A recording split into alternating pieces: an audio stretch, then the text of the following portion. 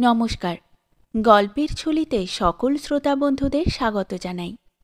আজ আপনাদের জন্য গল্পের ঝুলিতে রয়েছে বিভূতিভূষণ বন্দ্যোপাধ্যায়ের লেখা জাল। গল্পটি ভালো লাগলে একটা লাইক এবং কমেন্ট করে জানানোর অনুরোধ রইল।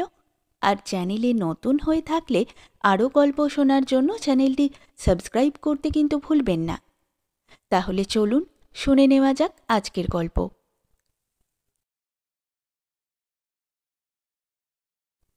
ঘুরতে ঘুরতে কিভাবে আমি যে রামলাল ব্রাহ্মণের কাছে গিয়ে পড়েছিলাম তা আমি এখনো বলতে পারি না। হাজারিবাগের জঙ্গলে ঘুরছিলাম জীবিকা অর্জনের চেষ্টায়। সামান্য অবস্থার গৃহস্থের ছেলে, ম্যাট্রিক পাস দিয়ে অর্থ উপার্জনের ব্যাপারে কত জায়গায় না গিয়েছি। কে যেন বলেছিল হর্তুকি আমলকি বয়রা চালান দিলে অনেক লাভ হয়, তারই সন্ধানে ঘুরছি। রামগড় থেকে দামোদর নদ পার হয়ে ক্রমোচ্চ মালভূমির অরণ্য সংকুল পথে পথে। জল খাব, বেজায় তৃষ্ণা। সে পাহাড়ের আর বনের অপূর্ব শোভার মধ্যে বনজ কুসুম সুবাস ভেসে আসতে পারে বাতাসে, কিন্তু জলের সঙ্গে খোঁজ নেই। রাঁচির লাল মোটর সার্ভিসের বাসগুলো মাঝে মাঝে পাশ কাটিয়ে চলে যাচ্ছিল। এক জায়গায় একটা বড় বাড়ি দেখলাম রাস্তা থেকে কিছু দূরে বনের মধ্যে। বিস্মিত যে না হয়েছিলাম এমন নয়। এই পাণ্ডব বর্জিত দেশে অন্তত 2 লক্ষ টাকা খরচ করে বাড়ি করলে কে? তার আবার মস্ত বড় তোরণ, সাঁচি স্তূপের তোরণের অনুকরণে। তার ওপরে হিন্দিতে লেখা ভরেজনগর। সে কি ব্যাপার? নগর কোথায় এখানে? একখানা তো বড় বাড়ি ওই অদূরে শোভা পাচ্ছে। যাগ্গে, আমার তৃষ্ণার জল এক ঘটি পেলেই মিটে গেল। ভরেজনগরের বিশাল তোরণ অতিক্রম করে প্রশস্ত রাজপথে পদচারণা করতে করতে প্রাসাদের মর্মরখচিত প্রশস্ত অলিন্দে গিয়ে সোজা উঠে পড়ি। এত বড় নগরীতে জনসমাগম তেমন যে খুব বিপুল তা নয়। এ পর্যন্ত পুড়িয়ে খেতে একটি প্রাণীর সঙ্গেও সাক্ষাৎ হয়নি। এখন দেখছি ওই যে একটি বুড়ো মতো মানুষ বৈঠকখানায় বসে আছে বটে। দরজার কাছে দাঁড়িয়ে বললাম, থোড়া জল পিনে মাংতা। বৃদ্ধ লোকটি আমার দিকে চেয়ে দেখেই ব্যস্ত হয়ে উঠল। ও আপ পানি পিয়েঙ্গে? এই অধীরথ, ইধার आओ, आप आइए बैठिए। आप বাঙালি? আসুন আসুন, বসেন। আমার বড় বাজারে কারবার ছিল, বাংলা জানি, বসেন। এইভাবে রামলাল ব্রাহ্মণের সঙ্গে আমার প্রথম পরিচয়। ए भगीरथ, थोड़ा पानी तो आगे पिलाओ बाबूजी को। চা খান? আগে হ্যাঁ। ए भगीरथ, সাবিত্রীকে বলো চা বানানে কে লিয়ে। ভালো হয়ে বসুন। আপনার নাম কি আছে? আমার নাম হিতেন্দ্রনাথ কুশারি, দেশ বসিরহাট, 24 পরগনা। কুশারি? ব্রাহ্মণ আছে তো, না কি আছে? ব্রাহ্মণ, রাঢ়ী শ্রেণী। ঠিক আছে, নমস্কার। আমিও ব্রাহ্মণ আছি। আমার নাম রামলাল ব্রাহ্মণ, দেশ ভরেজনগর, বিকানির। ও তাই বুঝি? ঠিক ধরিয়েছেন। বাঙালি জাত বড় বুদ্ধিমান আছে। কথা গিরনে সে মালুম কর লেতা হ্যায়। এ জায়গাটা আচ্ছা লাগে, বন আছে চারিদিকে, গোলমাল নেই। তুলসীজি বলিয়েছেন দণ্ডক বনের শোভা কি আছে, শোভিত দণ্ডক বন কি রুচি বনি, ডাঁতিন ডাঁতিন সুন্দর ঘনি। কিছু বুঝলেন? দণ্ডক কাননের বড় শোভা আছে, বৃক্ষ ফল পাত্তি সে খুব সুন্দর। রামায়ণের কথা আছে। তা এই জায়গাটা তেমনই লাগে আমার। 150 বিঘে লিয়েছি, এখানে বহুত সুবিস্তাসে, 30 টাকা বিঘা। বলেন কি? কেন না হবে? বাঘ ভালু ছাড়া এখানে বাস করবে কে? কার জমি? সিরোহির এক মৌজাদারের, ধরতিনারায়ণ মুন্সি। পুরুলিয়ায় কারভারবি আছে, ওখানেই থাকে। জল এলো। আমি বাইরে গিয়ে হাত মুখ ধুয়ে নিয়ে জল পান করলাম। শরীর ঠান্ডা হলো। শুধু জল নিয়ে আসার জন্য শুনলাম রামলাল ব্রাহ্মণ চাকরকে তাড়না করছে খাঁটি ঠেঁট হিন্দিতে, যার মর্ম হল, তোমার মগজে কোনো বুদ্ধি নেই? চড়ুতারায় ভদ্রলোক এলো, তুমি শুধু এক লোটা পানি, কেন এক মুঠো শুখা বুটও কি ছিল না ঘরে? এই রকম আদব শিক্ষা হচ্ছে তোমার দিন দিন। মাইজিকে কিংবা রংধারী মাইকে জিজ্ঞেস করলে না কেন? আমি জল খেয়ে ঘরে ঢুকতেই বৃদ্ধ কথা বন্ধ করে দিলে চাকরের সঙ্গে। আমার দিকে চেয়ে বললে, আর পিয়েঙ্গে?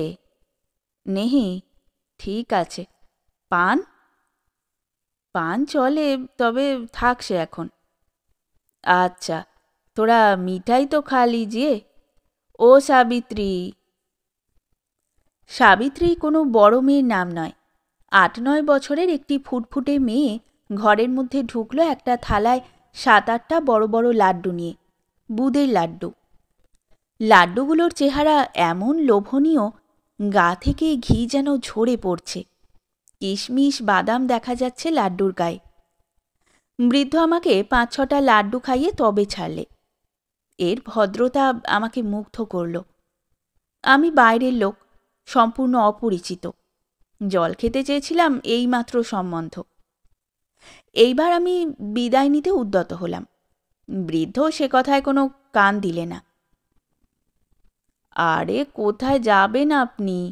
নেহি যাইয়ে গাজ, জাংলি পথ, শের কা বড় ডর, আজ তো নেহি জানা চাহিয়ে। সে কি, আমি যাব না? থোড়া নাস্তা করলেন, ডাল রুটি খান, গপসপ করুন, যাবেন। আমার মোটর আপনাকে পৌঁছিয়ে দেবে হাজারিবাগ মে। মোট কথা এই যে আমার সেদিন যাওয়া হলো না। বিকালবেলা আমাকে নিয়ে বৃদ্ধ ওদের ভরহেজনগরের পশ্চিম প্রান্তে বেড়াতে গেল। কি অপূর্ব শোভা চারিদিকে! কমব্রিটাস লতার সাদা পাতার গুচ্ছ বড় বড় শালগাছের মাথায় এমনভাবে সাজানো যেন দূর থেকে মনে হয় ওরা প্রাচীন শালতরুর পুষ্পস্তবক। পাহাড়ের পেছনে সূর্য অস্ত যাচ্ছে। নিঃশব্দে বনভূমিতে দূরে দূরে রহস্যময় অন্ধকার নেমেছে। বনের মধ্যে ধনেশ পাখি কুস্বরে ডাকছে। বড় সম্বর হরিণের রব শোনা গেল একবার মাত্র। কি নির্জন চারিধার!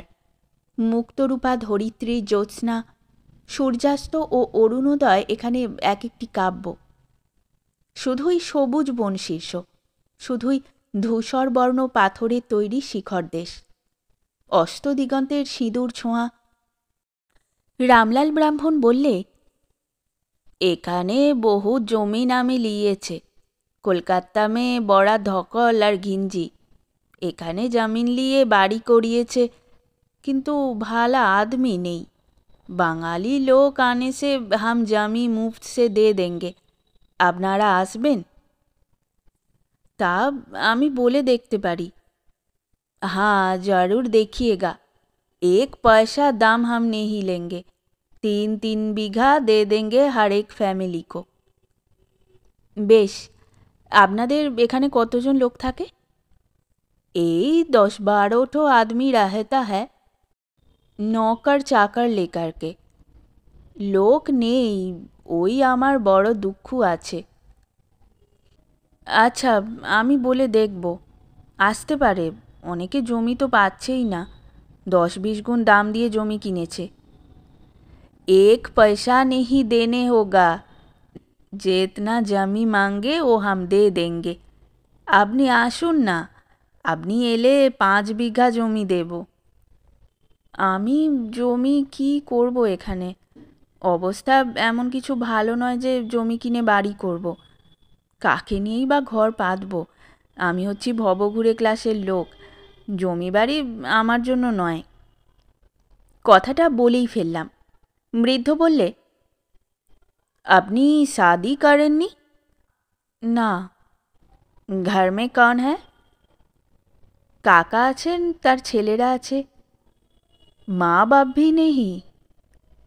কিছু না। এখানে কোথায় যাচ্ছেন? কোথাও না, ব্যবসা করব বলে দেখে বেড়াচ্ছি। রামলাল হেসে বললে, কুছু কুছু লিখা পড়া তো জানেন? হ্যাঁ, তা জানি। ব্যাস, তবে মিটেই গেল তো। আপনি আমার এখানে আসুন, সমঝা? কি সমঝাবো? এখানে কি করে থাকবো? থাকলে পেট চলবে কোথা থেকে? খাবো কি? বৃদ্ধ হো হো করে হেসে উঠে বললেন, খাবার কুছ তকলিফ নেই হবে, আমি খেতে দেব আপনাকে।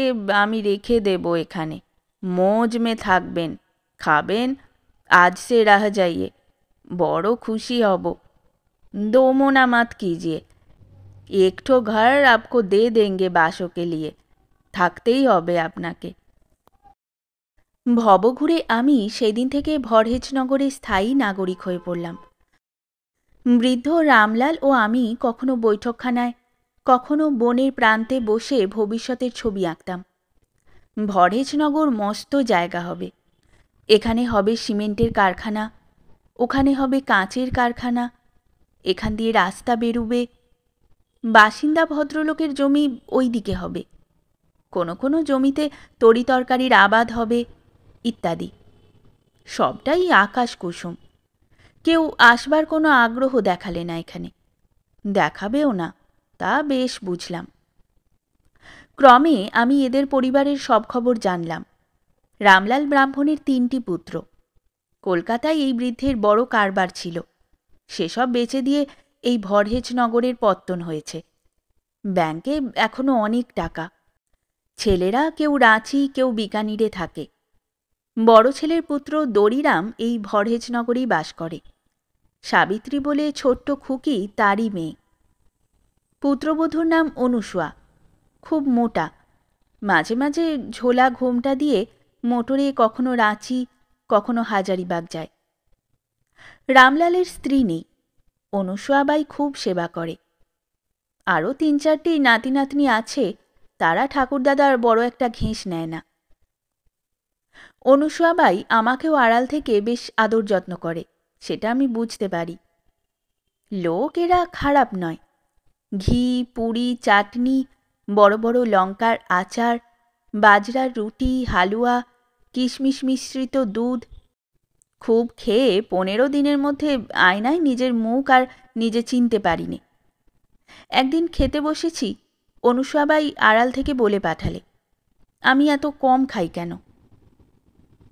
আমি বললাম, সে কি, কত খাবো, খুব তো খাচ্ছি।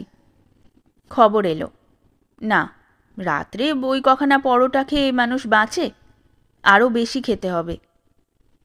মাসিমাকে বলো, তার কথার ওপর আমি কথা বলতে পারিনি, তিনি যা বলবেন আমি করব। বাঙালিরা খুব মছলি খায়, এখানে মছলি যখন মেলে না, তখন দুধ ঘি তার বদলে খুব খেতে হবে।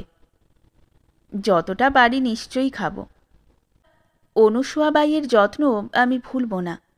যদিও কখনো আমার সামনে সে বেরোয়নি, তবু আমার সব রকম সুখ সুবিধা আড়াল থেকে এমন তদারক করতেও আমি কাউকে দেখিনি। এরা সত্যি একটি অদ্ভুত ভালো পরিবার। এ ধরনের মানুষের দল যে এই স্বার্থপর পৃথিবীতে এসব দিনেও বর্তমান আছে, তা জানতাম না। আমাকে ওরা জমি দিয়ে বাস করাবে, আমার উন্নতি করে দেবে। রামলাল ব্রাহ্মণ এসব আশ্বাস কত দিত আমাকে। রামলালের স্বপ্নও ভেঙে দিতে আমার কষ্ট হতো।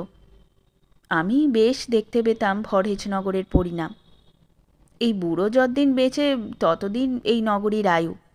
তারপর এই ভরহেজনগরের রাজপথে ছোটনাগপুর অরণ্যের নামকরা বাঘের দল বায়ু সেবন করবে। অরণ্য তার পূর্ব অধিকার আবার পত্তন করবে। ওর ছেলেরা বিলাসী যুবক, এই জঙ্গলের মধ্যে এসে বাস করবার জন্য তাদের রাত্রি ঘুম হচ্ছে না। কেউ এসে এখানে বাইরে থেকেও বাস করবে না, কারণ যারা আসবে তাদের উপজীবিকা হবে কি এই নির্জন অরণ্যে? ভরেজনগর তো তাদের খেতে দেবে না। রামলালের মতো ব্যাংকে টাকাও থাকবে না তাদের। এই প্রস্তর সংকুল মালভূমিতে চাষবাস করবে কিসের? আর যারা সত্যিই রামলালের মতো ধনী, তারা শহরের শত সুখবিলাসের মোহ কাটিয়ে এই পাণ্ডব বর্জিত স্থানে আসতে যাবে কেন? ওর ছেলেরাই তো আসে না। রামলাল মাঝে মাঝে আমায় বলে, তোমার কি মনে হচ্ছে লোক কদিনের মধ্যে এখানে হবে? শিগগির হবে। এক একজন গৃহস্থকে কতটা জমি দেওয়া দরকার? কতটা মোট জমি আপনার? 150 बीघा। দরকার होने से और बंदोबस्त करेंगे। ধরুন 5 বিঘে। 3 बीघा हम ठीक किया। জলের কি ব্যবস্থা হবে? इंदारा में इलेक्ट्रिक पंप बसा देगा। तमाम जगह में पानी सप्लाई होगा। कुछ भी नहीं, वो सब ठीक हो जाएगा। ঠিক আছে, তোমায় সব দেখাশোনা করতে হবে। নিশ্চয়ই করব, আনন্দের সঙ্গে করব। এ ধরনের কথা প্রায়ই হতো। মুখে যাই বলি, বুড়ো লামলালের জন্য আমার দুঃখ হয়। মনে যা আসে কখনো মুখ ফুটে প্রকাশ করতে পারিনি। অনুসুয়াবাই একদিন খাবার সময় বলে পাঠালো, থোকা ফলের তরকারি খাবে? সে আবার কি? বিকানিরে হয়। শুকনো ফল দেশ থেকে এসেছে, ভিজিয়ে রেখে তরকারি হবে। খেয়ে দেখো, খুব ভালো। মাসিমা যখন বলছে নিশ্চয়ই খাবো। ওদের তরকারি কোনোটাই আমার ভালো লাগে না। অন্য ধরনের রান্না, বাংলাদেশের মতো খেতে নয় কোনোটাই। তবে ঘি আর দুধের প্রাচুর্যে সব মানিয়ে যেত। দিন কতক পরে ভাবলাম, এখানে বসে বসে খাচ্ছি কেন? এদের কি উপকার আমি করছি এর বদলে? ওরা আমায় যে কাজের জন্য রেখেছে, সে কাজ কোনো দিনই তো হবে না এদের। রামলালকে বললাম, আমি কি করব বলুন?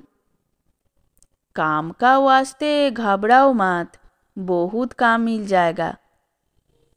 সাবিত্রীকে কেন পড়াই না?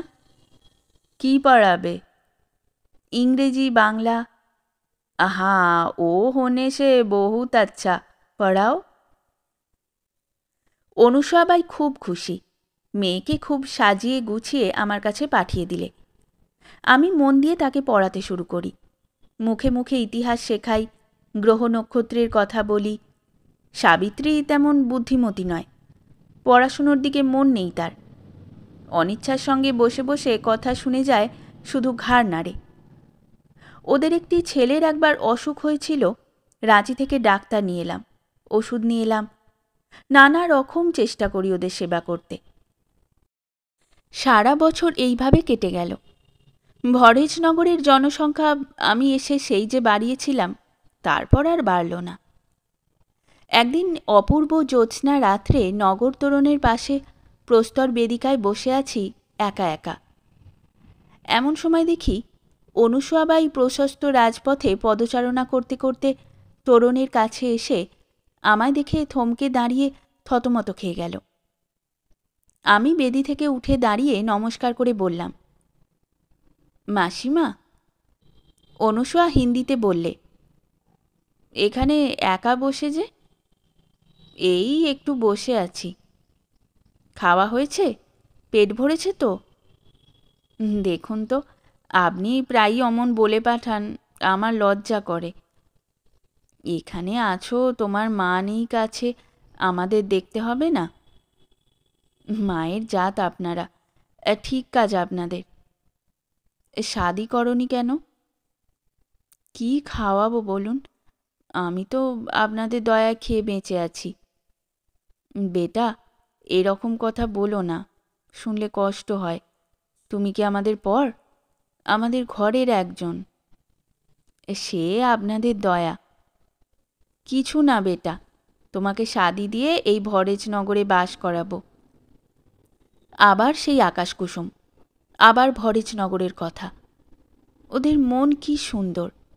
কত জায়গায় গেলাম, এদের মতো মন কোথাও পেলাম না। অনুসুয়াবাই হেসে চলে গেল। আমাকে বলে গেল, ঠান্ডায় আর বেশিক্ষণ বসে থেকো না, বোখার এসে যাবে। তাছাড়া এত রাত্রে ফটকের বাইরে বসে থাকাও নিরাপদ নয়, বাঘ না আসে ভালুক আসতে পারে।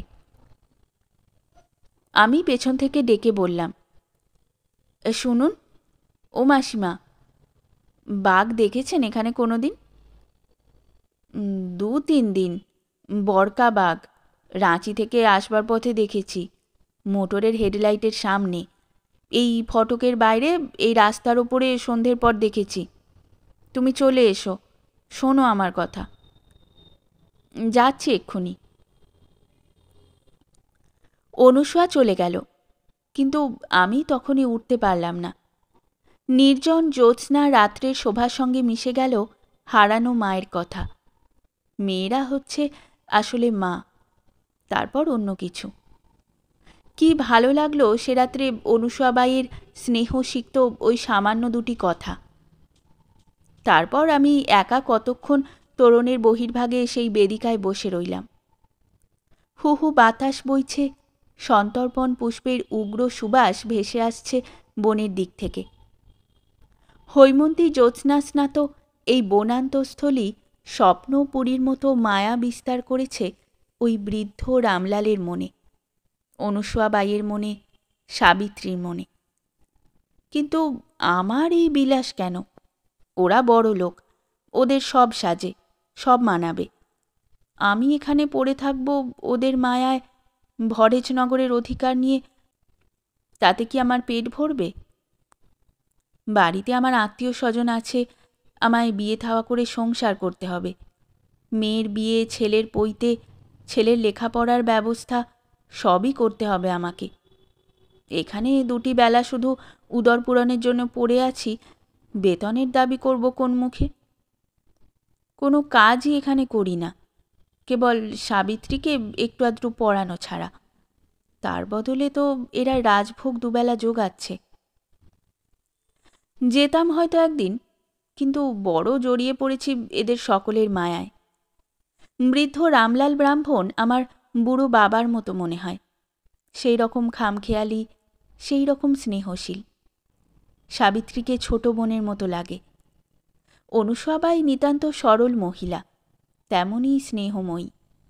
মা মারা যাওয়ার পরে এমন স্নেহ যত্ন আমি নিজের মামার বাড়ি পাইনি, কাকার বাড়ি পাইনি, কোনো আত্মীয় স্বজনের বাড়ি পাইনি।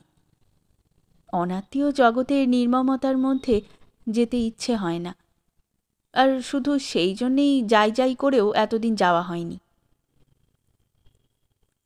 অনেক রাত্রে এসে শুয়ে পড়লাম, সঙ্গে সঙ্গে গাঢ় নিদ্রা। এইভাবেই দিন কাটে। আলস্য এসে জোটে, কোনো সংকল্পই দানা বাঁধে না, কাজে পরিণত করা তো দূরের কথা। রামলাল আমায় বললে, আরে তোমার এখানা ডেরা করিয়ে দেব। দুজনে সকালে বৈঠকখানায় বসে কথা হচ্ছিল। কেন? নিজের ঘর না হলে মন টেকে না। আপনাদের ঘর কি আমার ঘর না?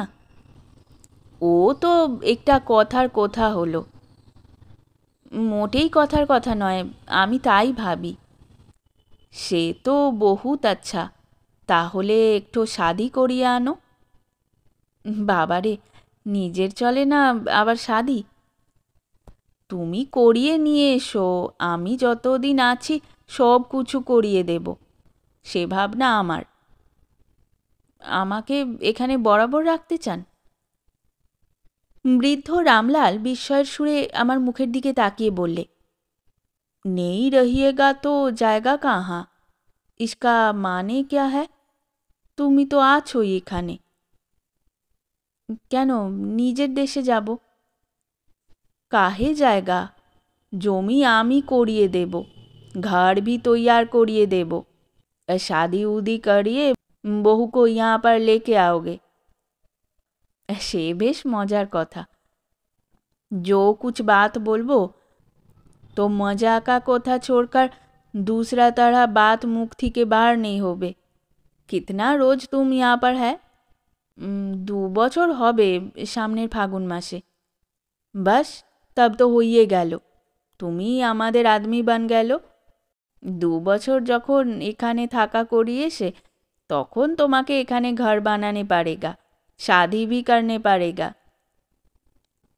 কথা শেষ করেই বৃদ্ধ রামলাল খিলখিল শব্দে হেসেই খুন। এও একটি আস্ত পাগল, বাইরের জগতের কোনো সন্ধান রাখে না, নিজের মধ্যেই আত্মসম্পূর্ণ হয়ে বেশ একটি মায়ার নীড় রচনা করে ঊর্ণনাভের মতো তার কেন্দ্রে বসে আছে। কি চমৎকার, কি সুন্দর জালটি বুনেছে! না, বড় ভালো এরা। সে ফাগুন মাসও কেটে গেল। সেই জনহীন মালভূমির বনে বনে পলাশের ফুল আগুনের বন্যা নিয়ে এলো, মহুয়া ফুল নিয়ে এলো মাতাল মধুর বন্যা, কুর্চি আর করন্ধা নিয়ে এলো সুগন্ধের বন্যা। অথচ কেউ দেখল না সেই অপরূপ ঋতু উৎসব। কোনো দিকে তার খবর গেল না। খানিকটা দেখলে বুড়ো রামলাল, আওড়ার রামচরিতমানস থেকে শোভিত দণ্ডক্ষী রুচিবনী, আর অবশ্যই খানিকটা দেখলুম আমি। কিন্তু সেই বসন্তে যেমন প্রাণ চঞ্চল হলো, মনও উতলা হলো আমার। চলে যেতে হবে এখান থেকে আমাকে। আমি বুড়ো রামলাল নই, অনুসূয়াবাইয়ের মতো বড়লোকের বউ নই। আমার ভবিষ্যৎ আছে, এখানে যতই ভালো লাগুক। আমার ভবিষ্যৎ নষ্ট হবে এখানে থাকলে। অনুসূয়াবাই আমাকে বলে পাঠালে তার সঙ্গে মোটরে রাঁচিতে যেতে হবে। এর আগেও দু একবার হাজারিবাগে গিয়েছি, যেবার সঙ্গে টাকা কড়ি বেশি থাকে সেবার আমাকে নেয়। এবার ঠিক করলাম রাঁচি গিয়ে পালাবো। তারপর কী কাণ্ডটাই হলো। রাঁচি বড় পোস্ট অফিসের সামনে আমি গা ঢাকা দিলাম। অনুসূয়াবাই তার দেওরের গদিতে গিয়েছে কি কাজে, মোটর ওখানেই ছিল। ফিরে এসে দেখলে আমাকে ওর চাকর ও ড্রাইভার খোঁজাখুঁজি করছে। ও ধরে নিলে আমি গেঁয়ো লোক শহরে এসে হারিয়ে গিয়েছি। গদিতে গিয়ে জানিয়ে তোলপাড় করলে। টাকা পয়সা, পুলিশ ও লোকজনের সাহায্যে রাঁচি শহর। মা যেমন হারানো সন্তানকে খোঁজে, তেমনি করে অনুসূয়াবাই খুঁজলে তাদের অর্থবল ও লোকবল দিয়ে আমাকে। খুঁজে বারও করলে রাঁচি চক্রধরপুর সার্ভিসের বাস থেকে। এর কৈফিয়ত দিতে হলো নানা রকমে বানিয়ে। ঘটনার ২-৩ সপ্তাহ পর পর্যন্ত এ নিয়ে অনুসূয়ার কত কথা আমার সঙ্গে। অনুসূয়া বলতো, রাস্তা চিনতে পারলে না? না। তখন কি করলে? আমাদের গদির ঠিকানা মনে এলো না? না। আহা, তখন তোমার মনে কি হলো? আমি জানতুম না তুমি ওরকম। আর কখনো তোমাকে রাঁচি নিয়ে আসবো না। তাই তো। মোটর বাসে উঠেছিলে কেন? ভাবলাম ভরেজনগরে যাই, ভুল হয়ে গেল সেখানেও। অনুসূয়াবাই ও ওরা এই ঘটনার পরে যেন আমাকে বেশি করে জড়িয়ে ধরলে। আমিও ওদের আঁকড়ে ধরলাম। এত যখন ওদের স্নেহ, তখন আর কোথাও ওদের ছেড়ে যাব না। যা ঘটে ঘটুক ভবিষ্যতে, রইলাম এখানেই। বৈশাখ মাসের শেষ। ভীষণ গরমের পর এক পশলা বৃষ্টি হয়ে গিয়ে কুর্চি ফুলের সুবাস ভেসে আসছে বন থেকে। রামলাল আমায় ডাকিয়ে বললে, পেট মে থোড়া দর্দ উঠা হ্যায়, দেখো তো ইধার আকার। রামলালের মুখ চোখের অবস্থা যেন কেমন কেমন। রাত্রে কিছু খেতে বারণ করলাম। বুড়ো বয়সের অসুখ, ক্রমেই পেটের ব্যথার বৃদ্ধি, তার সঙ্গে জ্বর। সে রাত্রে বুড়ো আমায় বললে, বেটা, তুমি এখানে রইলে, সব ভার তোমার উপর। এ জায়গাটাতে লোক বসাবে, বড় সুন্দর জায়গা এটা, তোমরা ছেড়ো না। আপনি মনে ভয় খাচ্ছেন কেন? অসুখ সেরে যাবে। আমি রাঁচি চলে যাচ্ছি এক্ষুনি, ডাক্তার আনি। ও সব বাত ছোড়ো, আমার বড় সুখ চ্যান সে দিন বিত কে আই বনের মধ্যে। তুলসীজি বলিয়েছেন, শোভিত দণ্ডক কি রুচি বনি। আচ্ছা থাক ওসব কথা, এখন আমাকে ডাক্তার আনতে যেতে হবে। শেষ রাত্রে রামলাল শেষ নিঃশ্বাস ত্যাগ করলে। কথা বন্ধ হয়ে গিয়েছিল মৃত্যুর ২ ঘণ্টা আগে, নয়তো ও ঠিক ভরেজনগরের কথা বলতো। এর পরের কথা খুব সংক্ষিপ্ত। অনুসূয়ার স্বামী এসে এদের নিয়ে গেল। অত বড় বাড়িতে চাকর বাকর ছাড়া কেউ রইল না। আমি ছিলাম বৃদ্ধ রামলালের মৃত্যুর সময় ছবি মনে করে। অনুসবাই আমাকে থাকতে বলেছিল। থাকতাম হয়তো। 2 মাস পরে ভরহেজনগর বিক্রি হয়ে গেল ওদের ফার্মের দেনার দায়ে। বন আবার নগরীকে গ্রাস করেছে। শেষ হলো আমাদের আজকের গল্প। গল্প পাঠে এবং বিভিন্ন চরিত্রে আমি তৃষিতা। গল্পটি ভালো লাগলে লাইক এবং শেয়ার করে দেবেন। আর চ্যানেলে নতুন হয়ে থাকলে আরও গল্প শোনার জন্য চ্যানেলটি সাবস্ক্রাইব করতে কিন্তু ভুলবেন না। খুব তাড়াতাড়ি নতুন একটি গল্প নিয়ে ফিরে আসব। সকলে ভালো থাকুন, শুনতে থাকুন গল্পের ঝুলি।